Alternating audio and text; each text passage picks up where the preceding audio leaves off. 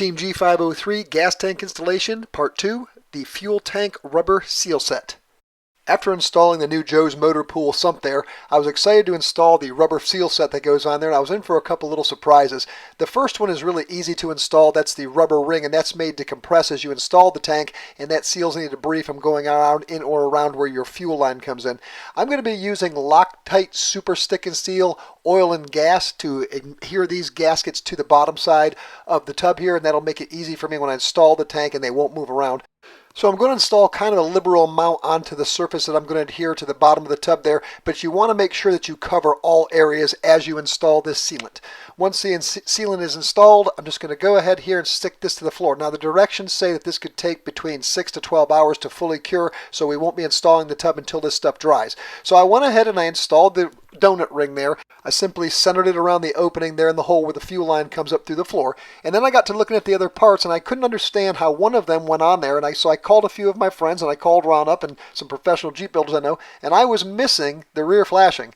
It seems that that rear flashing likes to rot off a lot of the original tubs, and some folks didn't even know it existed. So Ron sent me one. As you see there, it comes all pre-drilled for your MIG welder, and I primed it with the Barrier 3 red oxide primer, which is going to give me an opportunity to show you how that is weldable as well. And I just need to show you here what's going to go. You want to line that up straight across that piece of that floor to the opposite side. I've got it at a little bit of an angle here, but I'll show you how to mount this up and how I welded it in. I stripped the paint down to the bare metal and then went ahead and primed with 2 coats of the red oxide Barrier 3 primer on the back there. I've got a little pitting there, but I'm not really worried about it. It's going to work out just fine.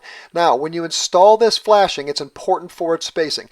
If you came straight off the side there, which would be the left of the lower part of the screen, right into the donut, you want to come off that line straight. And if you look to the right there, you're going to see I'm about 1 inch, 3/4 to 1 inch above the outside flashing on the other side. Now I'm about to get a little lesson here at impatience, because that bottom piece there is probably a little 15-degree angle to the side there where it meets the floor riser, and I'm trying to hold it with my hand here, and I can't see through the mask, and I accidentally welded that little spot right there before it was flat and flush to the back surface. So I got a little aggravated, and I pushed it back with my fingers. I probably should have used a magnet or some sort of clamp there. However, I was able to get it tacked in place after 2 tries there. So yes, you get to see me look a little bit silly with my welding outfit there, but we got it up there and it's all in place. Now notice the angle there, how I've got it. It's like a 15-degree angle bend right there on the bottom where the pre-hole drills are, and that's where you're going to want that at, because the actual rubber seal goes over the top of that flashing, and then that's what makes your seal to the gas tank. Now that I've got this up here, I'm going to do the old screwdriver trick, and I'm just going to hold this against the 2 metals together with this screwdriver, and I'm going to go ahead and just put little spot welds in here using my MIG welder. I'm just hold it tight there, and here we go again. Right through, weldable red oxide primer. Yes, it burns off. Has it been argued if it contaminates the weld? Yes, it could, but still, this is possible to do. There's been quite a bit of arguments over the fact that that red oxide primer is not weldable, and I'm here to show you that it absolutely is. All right, so let's just go ahead now, and we're going to fill up the rest of these holes, these little tack welds, and get this flashing secure to the back side of the riser here, right behind the floor sump.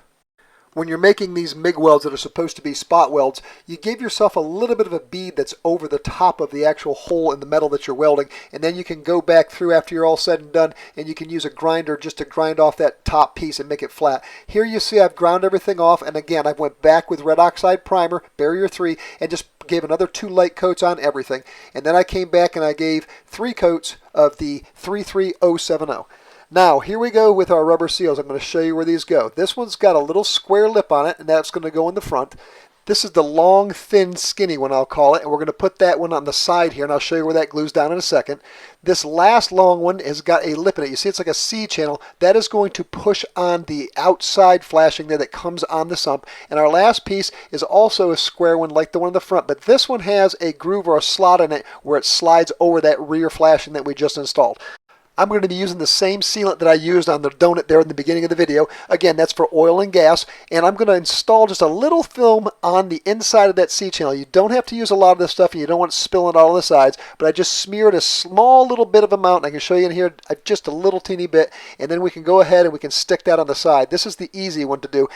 butt that front edge of that gasket up against the front side there of your sump, right there where it meets that front flashing, then work your way back because there's going to be a little space that's left in the back, and that rear gasket is going to go and fit right into that area. Once you get it in, just rub it down with your thumb there and make sure that that gasket seal makes a good contact with that metal flashing. Now, the next one I'm going to do is the rear one.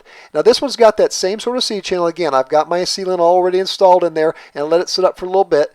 The C-channel goes towards the back as shown here, and then that thicker area towards my right is going to match up with that first one we installed. It's going to make a complete seal around the outside. I'll show you here in a second once we get my arm out of the way. Just again, push that down so the metal gets all seated inside that channel, and you're going to be okay. Now, if you look right down there in the corner, you'll see what I'm talking about, how that piece of rubber actually meets or mates to next to the same one that we just installed.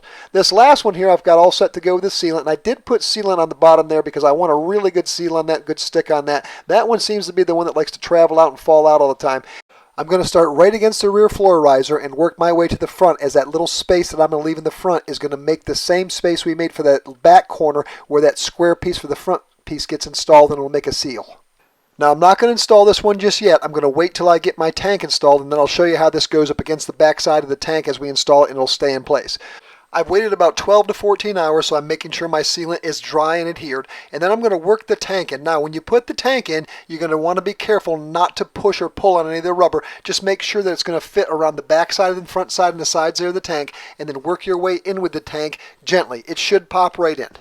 You may have to use your hands to kind of pull and push the rubber seals back and sideways to work the tank in. It's not difficult at all. Just make sure you don't try to force anything, and that tank will drop right in there. And you'll notice as you do this, it forms a seal around the sides of the tank. It's all pushed backwards now. Now I'm going to install the front, and I'll show you how that goes coinciding with the indentations on the gas tank. Let's take one last look at how it's supposed to look. You see that rear seal there is right up against the back side of the gas tank. We can't see the long one because it's underneath the tongue there, but that's the last piece there in the front that we're going to have to put in. The side over here is all sealed up and it looks good, so let's go ahead and get that last piece and apply a little sealant to the front square lip there, and then we'll install it into the front. Like I said in the beginning of the video, this is a little bit different. It's going to form to the contour of the curvature of that gas tank. You see here I've got this oriented. Now we don't have the C-channel in the front there, it's just a square, so we're going to want this to look just like that. I'm going to apply some sealant to the back side of that little notch out where the C-channel on the other one would be, and then I'm going to put a little bit of dab. I'm going to show you here on the ends here. That's where it's going to touch the gas tank. It'll just fold that little cutout, that square cutout against that front piece of flashing there on the sump, and then we'll fit it in here. Now you're pushing this up against that contour of the tank itself. It fits perfectly, so this Joe's Motor Pool tank is made spot on. Some of the reproduction gas tanks I've seen in the past don't have that curvature or that detail that's on there as I'm showing you here, but this gasket seals this up perfectly. These gaskets are awesome. Now we're going to take one last look because we're going to stop here for the video. The next video we'll strap this in and get everything all wired up. All parts shown in the Team G503 videos are available at www.rfjp.com.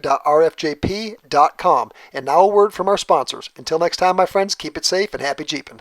Nobody, absolutely nobody tells me what to put in my videos.